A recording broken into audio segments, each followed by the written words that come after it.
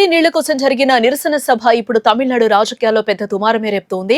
ఆ సభలో నటి త్రిషపై ఉదయనిధి స్టాలిన్ చేసిన వ్యాఖ్యలు తీవ్ర వివాదానికే దారితీశాయి. తమిళనాడులో కావేరీ నదీ జలాల విడుదల అంశంపై డిఎంకే నిర్వహించిన నిరసన కార్యక్రమం తంజావూరులో జరిగింది. ఆ కార్యక్రమంలో డిఎంకే నేత ప్రతిపక్ష నాయకుడు ఉదయనిధి స్టాలిన్ పాల్గొన్నారు. ఆయన సీఎం విజయ్ ప్రభుత్వం కావేరీ జలాల అంశంపై సరైన రీతిలో స్పందించడం లేదని విమర్శిస్తూ ప్రసంగిస్తూ ఉన్నారు. అదే సమయంలో సభలో ఉన్న కొందరు కార్యకర్తలు నటి త్రిష పేరును పదే పదే నినదించారు. త్రిష త్రిష అంటూ నినాదాలు వినిపించడంతో ఉదయనిధి స్టాలిన్ ఒక వ్యాఖ్య చేశారు. ఎక్కడ నీళ్లొచ్చినా రాకపోయినా అక్కడ నీళ్లొస్తాయి అన్న తరహా వ్యాఖ్యను తీవ్రంగానే విమర్శించారు. ఈ వీడియో సోషల్ మీడియాలో వైరల్ కావడంతో పెద్ద వివాదంగా మారిపోయింది. ముఖ్యంగా తమిళగ వెట్రి కళగం అంటే టీవీకే మహిళా విభాగం ఈ వ్యాఖ్యపై తీవ్ర ఆగ్రహాన్ని వ్యక్తం చేసింది. నటి త్రిషను లక్ష్యంగా చేసుకుని మహిళలను అవమానించేలా ఉదయనిధి స్టాలిన్ అభ్యంతరకర వ్యాఖ్యలు చేశారని టీవీకే నేతలు మండిపడ్డారు. కేవలం విమర్శలతో ఆగకుండా ఏకంగా పోలీసులకు ఫిర్యాదు చేయడం జరిగింది.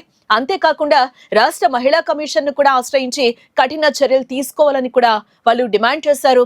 అయితే ఉదయనిధి వ్యాఖ్యను తప్పుగా అర్థం చేసుకున్నారని, ఆయన కావేరీ నదీ జలాల ప్రవాహాన్ని ఉద్దేశించి మాట్లాడారని డిఎంకే వర్గాలు చెప్తూ ఉన్నాయి.